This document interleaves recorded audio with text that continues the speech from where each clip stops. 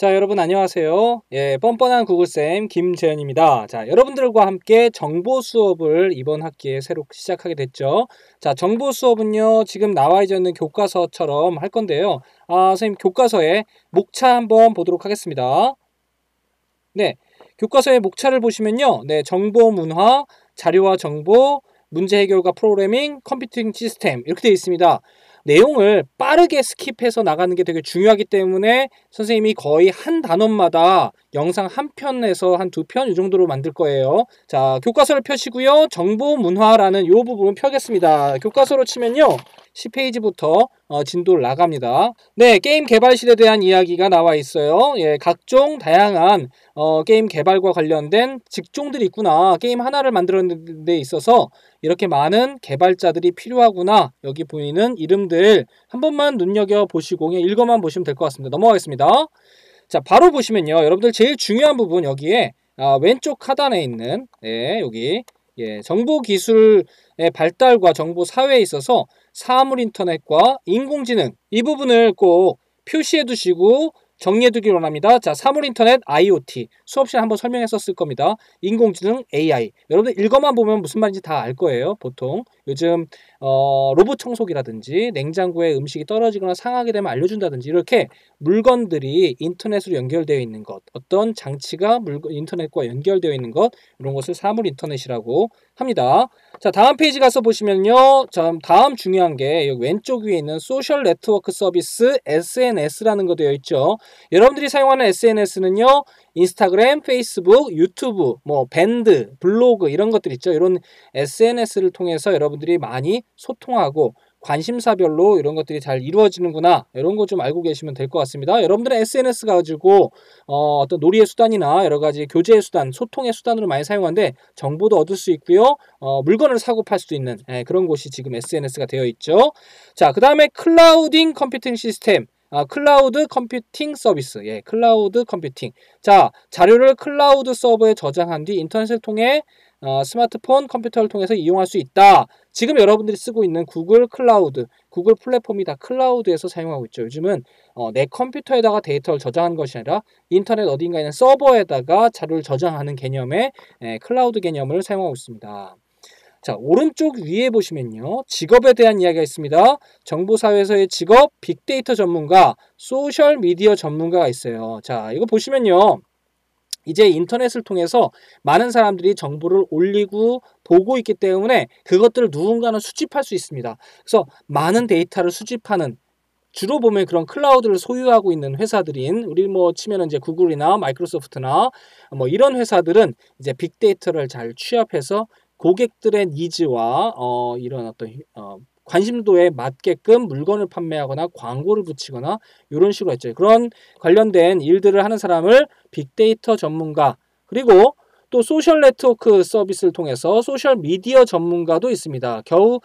개인 SNS 계정을 관리해서 SNS를 통해서 교육이나 홍보, 마케팅, 컨설팅 이런 것들을 하는 그런 사람들. 그래서 SNS를 잘 사용하면 그것에서 돈을 벌 수 있고요. SNS를 통해서 홍보를 할 수 있다는 거. 이것이 이제 기업에서 그동안 CF나 지면 광고나 여러 가지로 했던 것들 이제는 SNS를 통해서 광고를 해버렸죠. CF를 SNS로 나간다 이겁니다. 그런 만큼 이런 직업들이 되게 각광받고 주목받는 시대가 되어가고 있습니다. 자, 여러분들 17쪽 오른쪽에 가서 보시면요. 그래서 미래에 추측되는 예상 직업들 증강현실 엔지니어, 다이어트 프로그래머, 웃음치료사, 웨딩 플래너, 지능 로봇 연구 개발자 등등등 이런 다양한 직업들이 지금 존재한다고 이제 앞으로 생겨날 거라고 한다고 합니다. 이런 직업들이 생겨날지 안 생겨날지 잘 몰라요. 왜냐면요. 지금 이미 다가온 미래의 모습이고 실제로 이런 사람들이 지금도 존재하기도 합니다. 하지만 개발은 되어 있고 그런 직업들은 있지만 생각보다 사람들이 선호하지 않아서 금방 사라지는 직업들도 많아요. 자, 예를 들면요. 왼쪽에 가서 보시면요. 직업은 아닌데 자, 여기 보시면은 웨어러블 컴퓨터 해가지고 이런 스마트워치, 스마트 시계가 발전되게 될 것이다. 라고 하면서 여기 그림이 이렇게 보입니다. 자, 이거 보세요. 지금 여러분들 애플워치 쓰죠? 갤럭시 워치 쓰잖아요. 이렇게 생겼어요. 약간 촌스럽지 않습니까? 어디 공상과학 만화 같은 데서 나오는 유치한 어디 울트라맨 부를 때 쓰는 것 같은 거라든지 그렇게 생겼잖아요.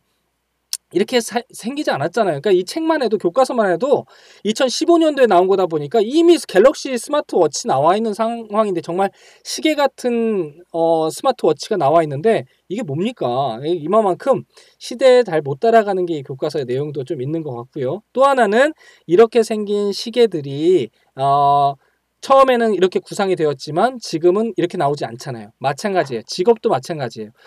이런 직업들이 나올 것이다 했지만 실제로 존재했다가 금방 사라지는 직업들도 많아질 것입니다. 18쪽과 19쪽에 보시면은 이런 내용이 나와 있는데요. 특별히 18쪽은 괜찮고요. 19쪽 위에 보시면요. 있는 내용들 체크해 두시기 바랍니다. 이 부분 정보기술, 정보사회, 소프트웨어 가치, 정보사회의 직업 내용 한 번만 읽어보시면 좋겠습니다. 자, 교과서를 20쪽으로 넘기셔서요. 정보윤리에 대한 파트로 이제 들어가려고 합니다. 정보윤리는 무엇일까요? 이제 인터넷을 사용하는 우리들에게 정보를, 인터넷을 바르게 사용하는 방법에 대한 이야기가 되겠죠. 뭐 영어로 표현하자면 디지털 리터러시와 같이 사용하는 방법을 바르게 사용할 수 있도록 알려주는 그런 이야기인 것 같습니다. 넘어갑니다. 자, 22쪽과 22쪽부터 보면요. 개인정보와 저작권 보호에 대한 이야기가 나와 있습니다. 네, 개인정보라 하는 것은요. 개인정보라 하는 것은 살아있는 사람의 이름, 생년월일, 전화번호 등과 같이 개인을 알아볼 수 있는 정보, 말 그대로 그 사람이 누구인지 알아보는 정보인데요. 종류에는 정신정보, 기타정보, 신체, 신분, 사회, 경제정보 등이 있습니다.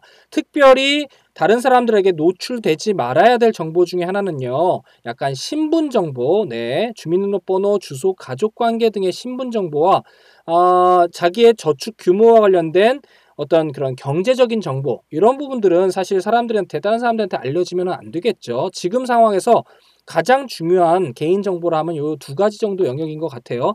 자, 이런 개인정보는요. 다른 사람들이 원치 않게 침해하면 안 됩니다. 다른 사람의 개인정보를 몰래 훔치거나 알려고 하는 것 자체가 불법일 수 있죠. 그럼으로 인해서 생긴 여러 가지 문제점들이 있는데요.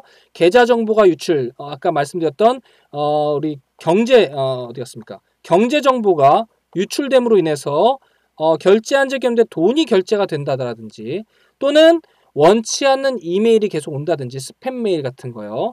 그 다음에 전화번호를 통해서 누군가 연락이 오고 또는 남의 아이디를 가지고 계정 정보를 유출하는 등의 이런 개인정보를 침해하는 것들은 충분한 범죄가 될 수 있다는 거죠. 과거에는 이런 부분들이 장난이고 그냥 넘어갈 수 있었던 것들이 특히 이렇게 온라인 시대가 되고 이제 코로나 때문에 온라인 시대가 됐을 때에는 너무나도 중요한 개인정보는 지켜져야만 되는 아주 중요한 요소가 되고 있죠. 그래서 우리는 그런 개인정보를 보호해야 합니다. 개인정보를 보호할 수 있는 방법에는요. 이렇게 회원가입을 할 때 약관을 꼼꼼히 살핀다든가 또는 비밀번호를 굉장히 치밀하게 만드는 거죠. 그래서 영문조합, 숫자조합, 특수기호 이렇게 하잖아요. 그리고 항상 어떤 아이핀이라든지 이렇게 보안 장치를 이용한 그렇게 개인정보를 사용해야 됩니다. 아무데나 로그인하고 비밀번호 아무나 알려주는 거 절대로 하지 않아야 되죠. 여기 있습니다. 아이디나 비밀번호, 주민등록번호 등을 다른 사람에게 알려주는 행위 이거 자체도 자기의 개인정보를 보호하지 않는 방법이에요. 자, 만약에 유출되었다면 관련 기관 118이라고 있나 봐요. 이쪽으로 연락하라고 합니다. 자, 그리고 함부로 자료들을 다운받다 보면요. 악성 코드나 여러 가지 바이러스가 PC에 저장되면서 생길 수 있는 여러 가지 개인정보를 유출해 갈 수 있는 문제점들이 생길 수 있습니다. 이렇게 개인정보는 스스로가 보호해야 되고 남의 것도 보호해 줘야만 하는 겁니다. 이번에는 저작권에 대한 이야기를 한번 해볼게요. 저작권이란 저작물에 대하여 저작자가 갖는 권리, 권리입니다. 자, 그러면 저작물은 뭐냐? 소설, 시, 사진, 그림 이런 것처럼 어떤 그 사람의 생각이나 감정들을 표현한 창작물, 표현이 어려워요. 책이라든지 그림, 음악, 미술, 여러분들이 알고 있는 저작물이라는 것의 범위는 대충 감을 가지실 것 같아요.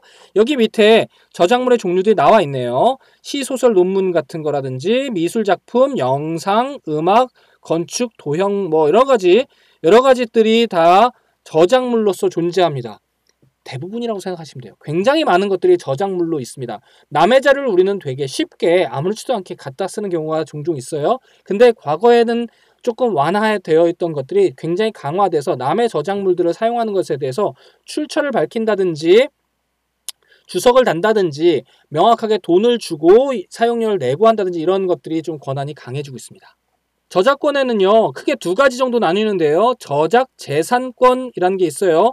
무슨 얘기냐면요, 저작한 것에 대해서 스스로가 복제를 할 수가 있고 배포를 할 수 있고 어디다가 이렇게 쏠 수 있고 방송 송출할 수 있고 전시할 수 있고 이런 권리도 공연할 수 있고 대여할 수 있는 이런 저작자에 대한 재산으로서의 권리가 있고요. 또 하나 저작 인격권이라는 게 있습니다. 좀 어려운 표현인데 저작 인격권이 뭐냐면요. 항상 공표권.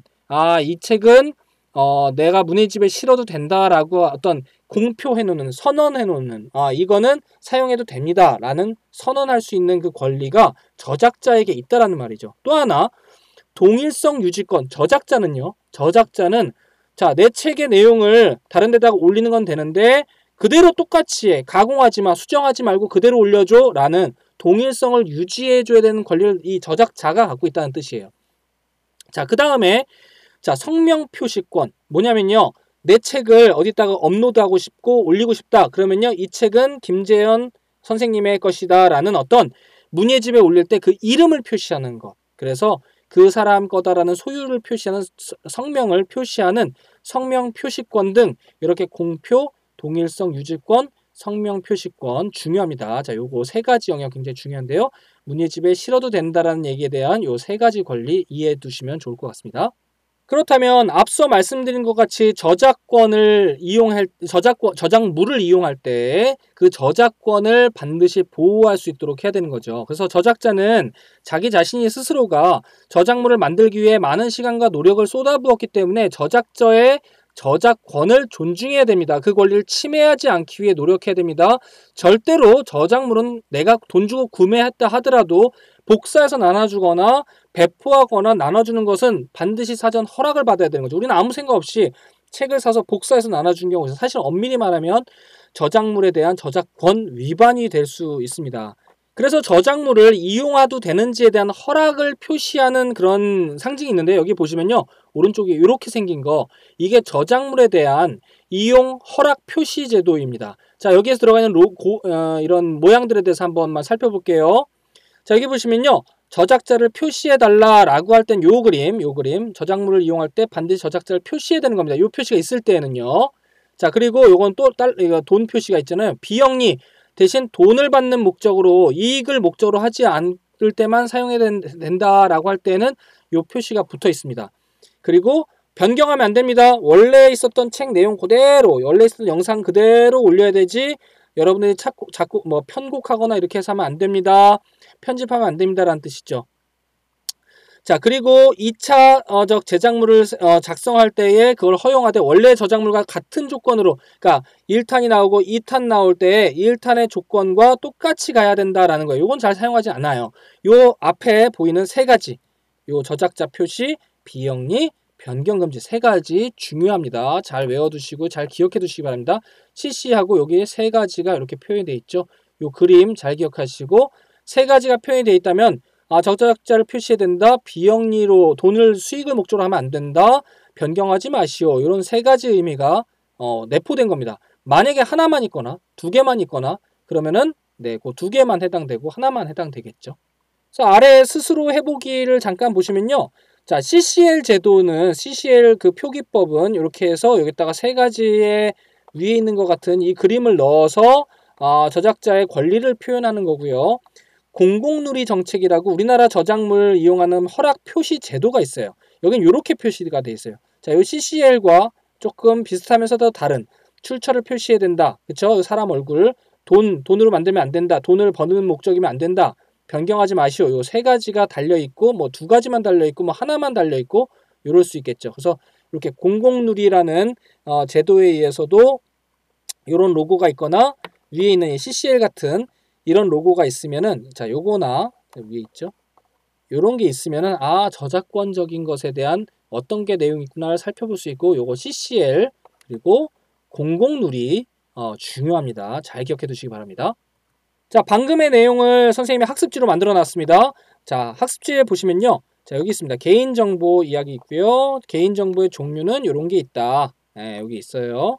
자, 신분정보 신분 정보 빨간색이고요. 자, 신체 정보, 정신정보, 경제 정보 빨간색 하겠습니다. 중요하다는 뜻이죠. 자, 그래서 개인정보의 침해, 개인정보는 보호받아야 된다. 이런 얘기 있습니다. 자, 저작권 넘어갑니다. 저작물, 저작권 정의 다 나와 있죠. 이거 다 이해하실 수 있을 거고요. 자, 저작권의 분류, 요거 두 가지 중요합니다. 두 가지 저작물의 종류 두 가지 중요하고요. 특별히 공표권, 동일성 유지권, 성명 표시권이 뭔지 설명할 수 있어야 됩니다. 자기의 작품, 자기의 저작물을 올려도 된다라는 거를 선언하는 것을 공표권이라고 합니다. 자, 동일성 유지권 여기 좀 중요합니다. 동일성 유지권 뭐라고요? 네, 내가 원래 있었던 그 내용과 전혀 수정하지 않고 그대로 해야 돼. 예, 동일성 유지권이다. 성명 표시권, 네, 그 저작물을 올릴 때 이게 누구의 저작물인지를 이름을 꼭 쓰는 성명 표시권, 이렇게 세 가지 권리 기억하시고 답하실 수 있어야 합니다. 저작물 이용 허락 표시 제도, CCL 제도 중요합니다. CCL 중요하고요. 여기 아까 그림 있었죠? 자, 여기 있는 CCL의 그림 요거 내용 요거 기억하시고 공공누리의 내용 그림 기억하시길 바랍니다. 자, 여러분들 28쪽 보겠습니다. 28쪽. 자, 사이버 윤리에 대한 이야기가 나오네요. 이 사이버 윤리란 정보사회의 일원으로서 지켜야 할 사이버 공간에서의 행동 규범, 행동 약속을 말합니다. 사이버상에서의 행동 규범. 예를 들면 여러분들 카카오톡에서 친구들한테 저격글을 남긴다든지 인스타그램이나 이런 데 저격글을 남긴다든지 여러분들이 글을 채팅 같은 걸 할 때 욕을 한다든지 이런 것들은 사이버 공간에서 정보사회 일원으로서 지켜야 될 어떤 그런 행동 규범을 어기게 되는 거죠. 왼쪽에 사이버 공간 특성, 사이버 공간은 익명성, 개방성, 자율성, 다양성이 있겠죠. 네, 이거 읽어보면 대충 이해하실 겁니다. 중요하진 않습니다. 자, 사이버 윤리는 이런 거고요. 자, 오른쪽으로 가보시면은 그래서 그런 사이버 윤리는 왜 필요할까요? 사이버 공간에서 자꾸 사람들이 긍정적인 것도 있지만 부정적인 영향이 함께 나타나고 있기 때문에 그 안에서 윤리가 필요하게 된 거예요. 과거에 사람들이 잘만 썼다면은 윤리적인 거 서로 지켜야 될 약속 규범은 필요 없겠죠. 하지만 부정적인 것들을 많이 사용하는 모습들이 나타났기 때문에 생겨나는 겁니다. 여기 하나의 사례가 잘 나와 있는데 정보기술을 통해서 긍정적인 영향들은요. 도둑맞은 자전거 하루 만에 되찾은 사연 뭐예요? SNS에다가 올렸던 SNS의 힘이 있잖아요. 어디에다 글을 올려요. 그러면은 막 벌떼같이 달려드는 거, 그 정보에 대해서 막 가르쳐 주려고 하는 사람도 있잖아요. 그런 누리꾼들이라고 표현하고 인터넷 뭐 키보드 워리어라고도 표현하는데 이런 사람들이 막 찾아주고 막 알아봐주고 막 그러잖아요. 그런 어떤 좋은 사례도 있고요. 또 한편으로는 그게 마녀 사냥이 될 수도 있잖아요. 어떤 한 사람이 잘못한 행동에 대해서 막 사람들이 집단으로 공격하죠. 댓글 통해서. 그런 것들도 생길 수 있습니다. 자, 밑에 가서 보시면 근거 없는 헛소문이 굉장히 퍼질 수가 있는 거. 정보기술의 부정적인 영향을 통해서 정보 통제를 하기가 어렵기 때문에 정보를 통제하는 것이 어렵기 때문에 잘못된 정보의 해석이 막 전달되는 것들이 생기게 되죠. 자, 요거에서 두 가지에서 중요한 부분 줄치도록 할게요. 여러분들 선생님 여기 자, 정보기술의 긍정적인 영향으로 네, 바로 여기 실시간으로 전달하기 때문에 긍정적인 게 있어요. 정보가 쌍방향으로 소통되기 때문에 긍정적인 게 있어요. 물론 이거는 부정적인 것도 있을 수 있습니다. 자, 부정적인 것의 영향에 정보 통제를 막 막기가 어려워요. 막 사람들이 글을 쓰면 그걸 어떻게 막을 수가 없어요. 통제가 어렵죠. 그리고 만약에 거기서 잘못된 거, 바른 것을 찾아내는 것도 쉽지가 않은 겁니다. 그래서 부정적인 영향들이 있을 수 있습니다. 그래서 우리는 인터넷을 사용할 때 사이버상에서의 이런 것들을 잘 사용해야 되죠. 자, 여기 볼게요. 메신저나 채팅할 때는 어떻게 한다. 공개 자료를 실용할 때는 어떻게 한다. 인터넷 쇼핑할 때는 어떻게 한다. 온라인 게임할 때 어떻게 한다라는 약간 우리가 사회적으로 이건 법은 아니에요. 하지만 규범적으로 이건 지켰으면 좋겠다는 약속들을 이렇게 사람들이 만들어 놓죠. 그래서 인터넷에서 에티켓을 지키자 해서 네티켓이라고 표현하기도 하고요. 모바일에서 스마트폰에서 잘 에티켓을 지키자 해서 모티켓이라고도 표현합니다. 아무래도 모바일은 우리가 공공장소에서 많이 사용하잖아요. 지하철 이런 데서도 사용하잖아요. 그렇기 때문에 그런 데서 지켜야 할 이용 규칙에 대한 예절에 대한 것들이 나와 있는 게 모티켓, 네티켓 이렇게 표현할 수 있겠죠.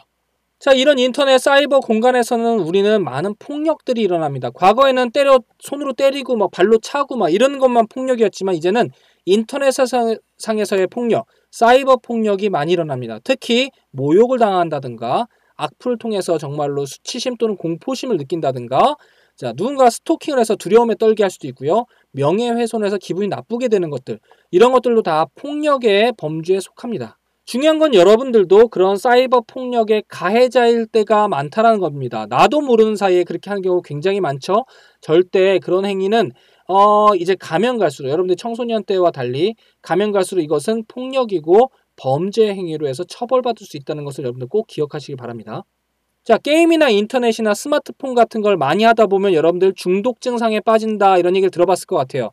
게임, 인터넷, 스마트폰에 있어서 스스로 통제가 불가능하고 일상생활에 심각한 장애를 초래한다면 이거는 중독이라고 볼 수 있습니다. 자, 예를 들면 이런 거예요. 그럼으로 인해서 생긴 현상들은요. 스스로가 존중감 이런 것들을 상실하게 되고요. 자기가 스스로 통제하는 마음들을 상실하게 될 거고요. 우울증이나 여러 가지 사람들과 어울리지 못하는 사회성의 결여들도 생길 수 있습니다. 그리고 공격성, 폭력성이 생길 수 있고요. 그다음에 신체 건강 문제가 생길 수가 있겠죠. 자, 여러분들 이런 것들은 아마 이야기를 안 해도 알 것 같아요. 많이 경험해봤고 또 들어봤을 겁니다. 스마트폰, 게임 이런 거에 빠져있는 친구들의 대부분의 현상들이 공부를 잘 못하고 일상생활 잘 못하죠. 우울에 빠져있고 폭력적이고 욕도 잘하고 이런 게 있죠. 건강하지 않습니다, 여러분들. 나는 중독이 아니야, 나는 중독이 아니야 하는 순간 자기가 중독일 수 있다는 거 꼭 명심해 두길 바랍니다.